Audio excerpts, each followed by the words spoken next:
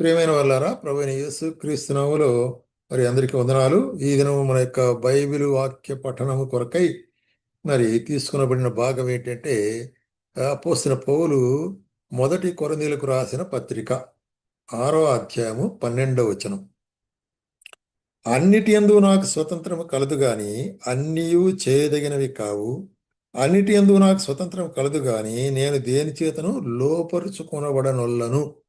అపోస్తలుడైన పౌలు ఇక్కడ మన స్వతంత్రము గురించి రాస్తున్నాడు. విశ్వాసులు లేక క్రైస్తవుల యొక్క స్వతంత్రాన్ని గురించి. మరి ఇతర మనుషుల వలె, ఈ లోకంలో ఉండే ఇతర మనుషుల వలె మనం కూడా ఉద్యోగాలు చేసుకుంటున్నాము, కుటుంబాలు కలిగి ఉంటున్నాము, సంపాదించుకుంటున్నాము అని మరి క్రైస్తవుల మనము ఏదైనా మనం కూడా చేయొచ్చు అనేటువంటి కార్యము ఉండకూడదు. ఏదైనా చేసేటువంటి యొక్క స్వతంత్రం ఉంది. అయితే అపోస్తలుడైన పౌలు ఏం చెప్తున్నాడంటే అన్నీయు చేయదగినవి కావు. కాబట్టి ప్రియమైన సోదరా సోదరి, మన జీవితాల్లో ఏది చేయాలా, క్రైస్తవులముగా యేసుక్రీస్తు పిల్లలముగా ఏది చేయాలా, ఏది చేయకూడదు, ఏది దేవునికి మహిమకరమైంది, ఏది దేవుని యొక్క నామము మరి దూషించబడేదానికి కారణమవుతుంది అనేటువంటి కారణాన్ని మనం యోచించవలసిన వారముగా ఉంటున్నాము.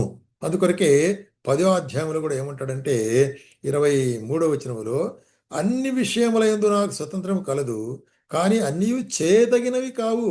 అన్నిటి యందు నాకు స్వతంత్రం కలదుగా అన్ని క్షేమాభివృద్ధి కలుగజేయవది.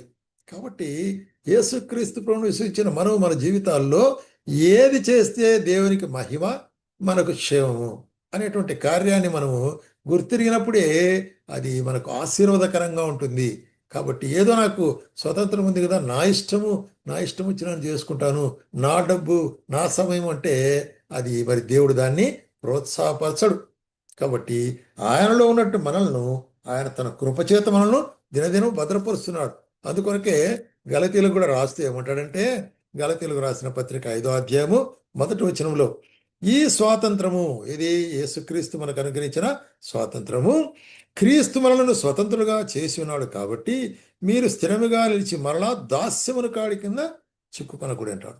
అంటే ఒకప్పుడు లోక దాస్యంలో ఉన్నాము, సాతాను యొక్క దాస్యంలో ఉన్నాము, సాతాను యొక్క మరి కార్యాల్లో ఉన్నాం. ఎందుకంటే అబద్ధము, దొంగతనము, మోసం అటువంటి జీవితాల్లో ఉన్న మనల్ని మనం వారికి దాసులుగా చేసినాడు సాతాను. అయితే యేసు ప్రభువు చేసినాడు, తన స్వరక్తం ఇచ్చి మనను విడుదల చేయి. అందుకొరకే సత్యం మిమ్మల్ని విడుదల చేయను అంటాడు. మీరు సత్యమునకు లోబడి. ఎవరు సత్యము? యేసుక్రీస్తు ప్రభువే. కాబట్టి ఆయన ద్వారా మనకు విడుదల అనుగ్రహించి స్వతంత్రం అనుగ్రహించబడినది. కాబట్టి ఇప్పుడు మీరు ఏం చేయాలంటే మళ్ళా తిరిగి ఆ యొక్క మరి దాస్యత్వంలోనికి వెళ్ళకూడదు అంటున్నాడు. తిరిగి ఆ దాస్యత్వంలోనికి మనము వెళ్ళకూడదు అంటున్నాడు.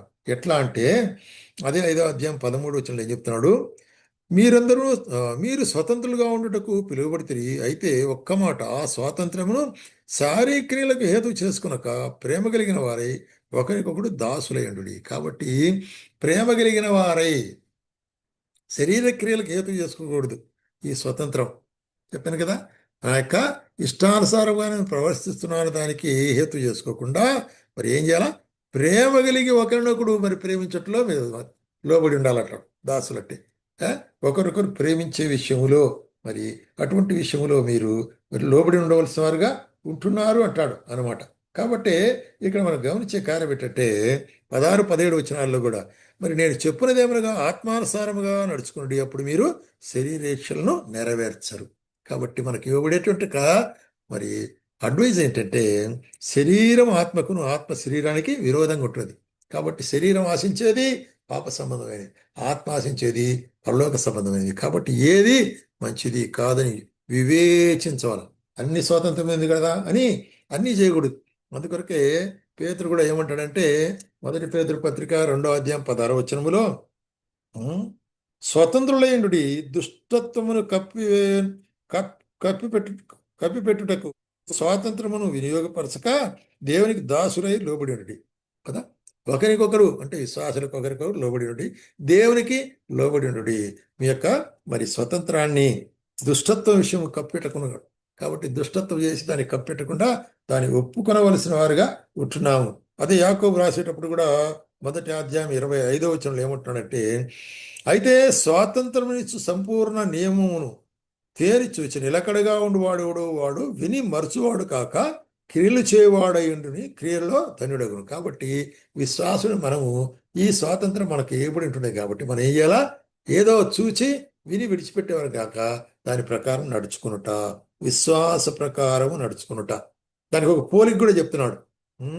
మరి చూచి అవతలికి వెళ్ళి మర్చిపోవడం ఎట్లా ఉంటున్నాడంటే, అద్దములో తన సహజ ముఖాన్ని చూసుకొని అవతలికి పోయి మర్చిపోతాం. అట్టనే కొంతమంది వాక్యాన్ని విని దాని తర్వాత పోయి మర్చిపోతారు. అది ఏమి ప్రయోజనం లేదు అనేటువంటి కార్యాన్ని బట్టి. కాబట్టే ఈ స్వాతంత్రం అనేటువంటి దాన్ని ఎట్లాగో ఉపయోగించుకోవాలంటే ప్రయోజనకరంగా ఉపయోగించుకోవాలా. అందుకొరకే అపోస్తలుడు పౌలు చెప్తాడు, నేను ప్రయాసపడుచున్నాను నా యొక్క ఆత్మీయ జీవితంలో. ఎట్లాగా? గాలికి కొట్టినట్టు నేను పోట్లాడటం లేదు. ఒకవేళ ఇతరులకు ప్రకటించిన తర్వాత నేను భ్రష్టుడనైపోదునేమో అని నా శరీరమును నలగొట్టుకొని దాన్ని లోబరుచుకొస్తున్నాను. కాబట్టి బోధించే వారి యొక్క జీవితాల్లో తమ యొక్క మరి అపోస్తలుడు పౌలు తన జీవితాన్ని పరీక్షించుకుంటున్నాడు. అనేకులకు బోధించిన తర్వాత ఒకవేళ నేనేమైనా చెడిపోతానేమో అని తను తాను అటువంటి యొక్క అనుభవం మనం కలిగి ఉండాలి. అటువంటి యొక్క కార్యం కలిగినట్లయితేనే అప్పుడు మన స్వతంత్రము మరి అది కాపాడబడేదిగా ఉంటుంది. కాబట్టి ఈ యొక్క మరి అపోస్తలుడు పౌలు ఇటువంటి సూత్రాన్ని మనం అవలంబించాలా. మన శరీరాన్ని మనము నలుగొట్టుకునవలసి అనుకుంటున్నాము. ఎందుకంటే శరీరం అతిశయపడుతుంది, అత్యాస పడుతుంది, దురాశ పడుతుంది. కాబట్టి దాని ద్వారా ఏమవుతుంది మనకు? మరి చూసినట్లయితే ఏది లాభకరంగా లేవో అవి కోరుకునే వాళ్ళం అనుకుంటున్నాం. కాబట్టి శరీరాన్ని నలగొట్టుకుంటే అప్పుడు ఏది మనం చేయాలనో ఏది చేయకూడదు. అన్నిటి యందు స్వతంత్రం ఉంది, కానీ అన్నీ చేయదగినవి కాదు, అన్నీ ప్రయోజనకరమైనవి కాదు. అయితే మన ఆత్మీయ జీవితానికి ప్రయోజనకరమైంది, దేవుని నామానికి మహిమకరమైంది మాత్రమే మనం చేయవలసిన వారుగా ఉంటున్నాము అనేటువంటి కార్యాన్ని